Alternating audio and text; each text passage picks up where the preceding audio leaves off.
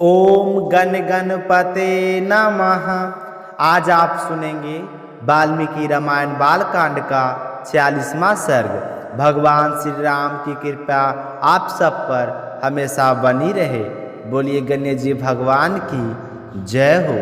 सियावर रामचंद्र भगवान की जय हो। पवन पुत्र हनुमान की जय हो। श्री राम दरबार की जय हो। पिछले सर्ग में आपने सुना कि देवताओं और दानवों के बीच में समुद्र मंथन से हुए अमृत को लेकर युद्ध हुआ, जिसमें दति के पुत्र मारे गए।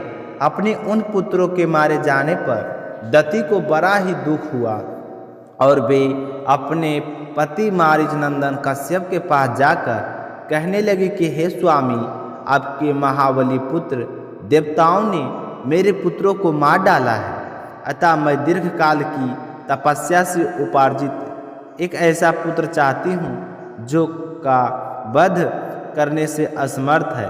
मैं तपस्या करूँगी, आप इसके लिए मुझे आज्ञा दें और मेरे गर्भ में एक ऐसा पुत्र प्रदान करें जो सब कुछ करने में समर्थ हो और इंद्र का वध करने वाला हो। तो दति की यह बात सुनकर महातेजस्वी मरीच नंदन कश्यप ने उस परम दुखनी को इस प्रकार कहा कि ऐसा ही होगा। तुम सोचा आचार का पालन करो, तुम्हारा भला हो। तुम्हें ऐसे ही पुत्र को जन्म दोगे जो युद्ध में इंद्र को मार सके। यदि पूरे 1 सहस्त्र वर्ष तक पवित्रतापूर्वक रह सकोगे तो तुम मुझसे त्रिलोकीनाथ इंद्र का व्रत करने में समर्थ पुत्र प्राप्त कर लोगे। इस तरह कहकर महातेजस्वी कश्यप ने दंती के शरीर पर हाथ फेरा, उनका स्पर्श करके कहा कि तुम्हारा कल्याण हो, और ऐसा कहकर वे तपस्या के लिए चले गए। जब मारीची नंदन कश्यप तपस्या के लिए चले गए तो दंती अत्यंत हर्ष और उत्साह में भरकर पुष्पलव नामक तपोवन में आ गई और अत्यंत कठोर तपस्या करने लगी। हे श्री राम, दति की तपस्या करते समय सहस्त्रलोचन इंद्र विनय आदि उत्तम गुण संपत्ति से युक्त हो उनकी सेवा टल करने लगे। इंद्र अपनी मौसी दति के लिए अग्नि, कुशा, कष्ट, जल, फूल, फल और अन्य अभिलाषी वस्तुएं को लाकर देते थे। इंद्र मौसी की शारीरिक सेवाएं करते थे, उनके पैर दबाकर उनकी थकावट मिटाते थे। ऐसे ही अन्य आवश्यक सेवाओं के द्वारा वे हर समय दंती की परिचर्या करते थे। जब सहस्त्र वर्ष पूर्ण होने में केवल 10 वर्ष बाकी रह गए थे, तब एक दिन दंती ने अत्यंत हर्ष में भरकर सहस्त्रलोचन इंद्र से कहा कि बलवान, मैं श्रेष्ठ वीर, अब मेरी तपस्या के केवल 10 वर्ष और बचे हैं। तुम्हारा भला हो।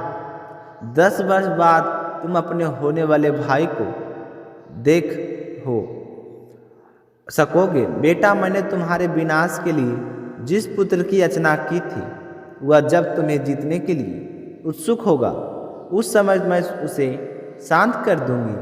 तुम्हारे प्रति उसे वैर भाव से रहित व्रत स्नेह से युक्त बना दूंगी। तुम्हें उससे कोई खतरा नहीं होगा। फिर तुम उसके साथ रहकर उसी के द्वारा हुई त्रिभुवन विजय का सुख निश्चित होकर भोगना। मेरे प्रार्थना करने पर तुम्हारे पिता ने 1000 वर्ष के बाद पुत्र होने का मुझे वरदान दिया। ऐसा कहकर दंती नींद से अचेत हो गई। उस समय सूर्य देव आकाश के मध्य भाग में आ गए थे। दोपहर का समय हो रहा था। देवी दंती आसन पर बैठी बैठी झपकी लेने लगी। झपकी लेने से सिर झुक गया और सिर झुकने से उसके केस पैरों से टकरा गया। इस प्रकार निद्रा अवस्था में उन्होंने पैरों को सिर में लगा लिया। उन्होंने अपने बालों को पैरों पर डाल रखा था। सिर को टिकाने के लिए दोनों पैरों को ही आधार बना लिया।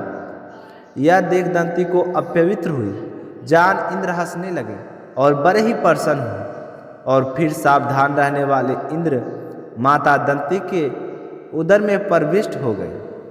उसमें स्थित हुए गर्भ को उन्होंने 7 टुकड़े का डाले और उनके द्वारा 100वां पड़वा वाले वज्र से विदरण किए जाते समय वह गर्भस्थ बालक जोर जोर से रोने लगा।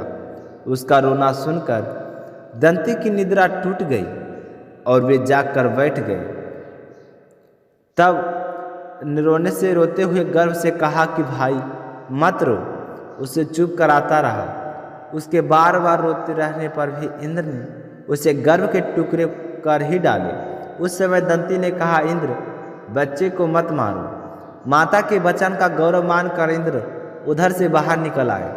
फिर वज्र सहित इंद्र ने हाथ जोड़कर दंती से कहा कि देवी, तुम्हारे सिर के वाल पैरों में लगे थे, इस प्रकार तुम अवित्र अवस्था में कोई सोई थी। यही छिद्र पाकर मैंने इस इंद्र हत्ता बालक के साथ टुकड़े कर डाले। इसलिए माँ, तुम ऐसे अपराध को क्षमा करो। इंद्र द्वारा अपने गर्भ के साथ टुकड़े कर दिए जाने पर देवी दंती को बड़ा ही दुख हुआ और वे इंद्र से अनन्य विनय पूर्वक कहने लगे कि बल सूदन, मेरे अपराध के कारण ही तुमने इस गर्भ से 7 टुकड़े किए हैं। इसमें तुम्हारा कोई दोष नहीं। इस गर्भ को नष्ट करने के निमित्त तुमने जो क्रूरतापूर्वक कर्म किया है वह तुम्हारे और मेरे लिए भी जिस पर तरह प्रिय हो जाए और जैसे भी उसका परिणाम तुम्हारे और मेरे लिए सुखद हो जाए, वैसा ही उपाय मैं करना चाहती हूँ।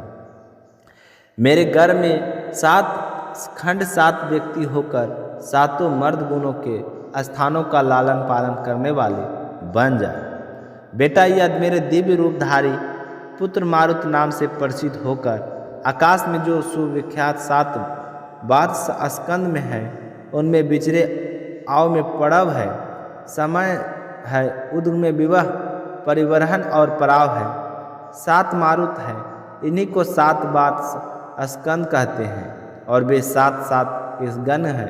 इस प्रकार 39 मारुत समझने चाहिए। इनमें से जो प्रथम गण है वह ब्रह्मलोक में विचर रहे, दूसरा इंद्रलोक में विचर रहे करें और तीसरा महा यशस्वी मर्दों गण दिव्य वायु के नाम से विख्यात है और अंतरिक्ष में बह रहे हैं। करे सुरेष्ठ तुम्हारा कल्याण हो। मेरे शेष 4 पुत्रों को गण तुम्हारी आज्ञा के अनुसार संपूर्ण दिशाओं में संचार करेंगे। तुम्हारे ही रखे हुए नाम से वे सब के सब मारुत कहलाएंगे। मारुत नाम से ही उनकी प्रसिद्धि होगी। दंती का यह वचन सुनकर बालदित्य को मारने वाले सहस्त्र इंद्र ने हाथ जोड़कर कहा कि हे माँ, तुम्हारा कल्याण हो। तुमने जैसा कहा वह सब होगा, वैसा ही होगा, इसमें कोई संदेह नहीं। तुम्हारे यह पुत्र देव रूप होकर स्वस्थ विचर रहे हैं। श्री राम का उस तपोवन में ऐसा निश्चय करके वे दोनों माता पुत्र दंती और इंद्र कित्य होकर स्वर्ग लोक चले गए। मैंने तो ऐसा ही सुना है। तो आज का सर्ग यहीं पर समाप्त हुआ। श्रद्धा भाव से सुनने के लिए आप सभी का बहुत बहुत धन्यवाद। कल फिर मिलेंगे अगले सर्ग के साथ। तो प्रेम भाव से कहिए सियावर रामचंद्र भगवान की जय हो। तो इसी के साथ एक कहानी और हमें सुननी चाहिए, क्योंकि कथा यह सर्ग के साथ अकेले नहीं सुना जाते, उसी के साथ एक कथा और सुननी चाहिए। तो अब सुनेंगे हम दूसरी कथा। अब अपने सुनेंगे लप्सी और तपसी की कहानी। इस कहानी को हर व्रत कथा के बाद में जरूर सुनना चाहिए। इस कथा को सुने बिना हमारे व्रत और पूजा पाठ का पुण्य फल नहीं मिलता। एक लप्सी था, एक तपसी था। तपसी हमेशा भगवान की तपस्या में लीन रहता था। लप्सी रोज 1.25 सिर की लप्सी बनाकर भगवान को भोग लगाकर भोजन कर लिया करता था। एक दिन किसी बात को लेकर उन दोनों में कहासुनी हो गई और दोनों जोर जोर से लड़ने लगे। तपसी कहने लगा कि मैं तो रोजाना भगवान की तपस्या करता हूँ, इसलिए मैं बड़ा हूँ। तो लप्सी कहने लगा कि मैं रोजाना भगवान को 1.25 सिर की लप्सी का भोग लगाता हूँ, इसलिए मैं बड़ा हूँ। इस तरह कहते हुए दोनों जोर जोर से लड़ने लगे। तभी वहाँ से नारद जी गुजर रहे थे। दोनों को लड़ता हुआ देखकर वहाँ आ गए और उनसे पूछने लगे कि तुम दोनों आपस में क्यों लड़ रहे हो। तो तपसी ने खुद को बड़ा होने का कारण बताया और लप्सी ने अपने बड़े होने का कारण बताया और कहने लगे कि अब आप ही हमारा फैसला कर दीजिए। तो नारद जी ने कहने लगे कि मैं तुम्हारा फैसला तो कर दूंगा, लेकिन कल आऊँगा, तुम दोनों तैयार रहना। दूसरे दिन लपसी और तपसी नहा धोकर अपनी रोजाना की भक्ति करने आई तो नारद जी वहाँ पर छुप कर बैठे थे और उन्होंने सोने की एक एक अंगूठी उन दोनों के आगे रख दी। जैसे ही नज़र जब अंगूठी पर पड़ी तो तपसी ने उठा लिया। उसने चुपचाप अंगूठी को उठाया और अपने पैर को नीचे दबा ली, लेकिन लपसी की नज़र उस अंगूठी पर पड़ी, लेकिन उसने ध्यान नहीं दिया। उसने रोजाना की तरह लपसी बनाई और भगवान को भोग लगाया, फिर स्वयं भोजन करने लगा। तो नारद जी उन दोनों के सामने आ गए। तो देखते ही दोनों कहने लगे कि अब बताओ हम में से कौन बड़ा है। तो नारद जी कहने लगे कि लपसी ही बड़ा है। तो यह सुनकर तपसी को बड़ा ही आश्चर्य हुआ। वह कहने लगा कि मैं कितनी कठिन तपस्या करता हूँ, फिर भी आप कह रहे हो कि लपसी बड़ा है। तो नारद जी ने कहे कि तुम अपने स्थान से खड़े हो जाओ। तो वह खड़ा हुआ तो उसके पैर के नीचे अंगूठी दिखाई पड़ी। तो नारद जी तपसी से कहने लगा कि तपस्या करने के बाद भी तुम्हारी चोरी करने की आदत नहीं गई है, इसलिए लपसी बड़ा है, क्योंकि मैंने ही तुम दोनों के आगे सोने की एक एक अंगूठी रखी थी। तो तुमने तो देखते ही अंगूठी को उठाया और अपने पैर के नीचे दबा लिया। लपसी ने अंगूठी को देखकर भी अनदेखा कर दिया। इसका अपनी रोजाना की भक्ति में ध्यान था। इसने लपसी बनाई और भगवान को भोग लगाया, इसलिए लपसी ही बड़ा है और तुम्हें तुम्हारी कठिन तपस्या का कोई फल नहीं मिलेगा। तो यह सुनकर तपसी का अपने किए पर पछतावा हुआ और शर्मिंदा होकर नारद जी से माफ़ी मांगने लगा और कहने लगा कि महाराज मुझसे गलती हो गई है, आज से मैं कभी भी चोरी नहीं करूँगा।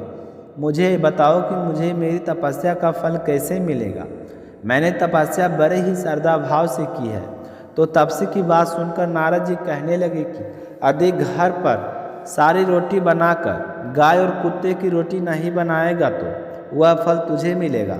अगर कोई दिया से दिया जलाए तो उसका फल भी तुझे मिलेगा। कोई ब्राह्मण को भोजन करवाकर उसे दक्षिणा नहीं देगा तो उसका फल भी तुझे मिलेगा। अगर कोई बहन सुहागिन त्रिशूट हम बहन स्वरूप देते हैं, उसके साथ अगर हम कुछ रुपये नहीं देंगे तो उसका फल भी तुझे मिलेगा। और व्रत कथा में अगर सारी कहानी सुन ले लेकिन तुम्हारी कहानी ना सुने तो उस व्रत का फल भी तुझे मिलेगा। तो यह सुनकर तपसी बहुत ही खुश हुआ और उसके बाद कभी भी चोरी ना करने का प्रारंभ कर लिया। कहा जाता है कि उसी दिन से हर व्रत कथा के बाद में लपसी और तपसी की कहानी कही और सुनी जाती है। कहानी समाप्त होते ही बोलना चाहिए कि लपसी का फल लपसी को मिले, तपसी का फल तपसी को मिले। हमारी कहानी का, हमारे व्रत का और हमारे पूजा पाठ का फल हमें मिले। तो यह थी एक छोटी सी कथा। तो आप सभी को सुनकर कैसी लगी कमेंट करके ज़रूर बताइएगा। और आप सभी अभी तक अगर अपने चैनल को सब्सक्राइब नहीं किए हैं तो चैनल को सब्सक्राइब जरूर कीजिएगा। मिलते हैं नेक्स्ट वीडियो में, तब तक अपना ख्याल रखिएगा। जय श्री कृष्णा, राधे राधे।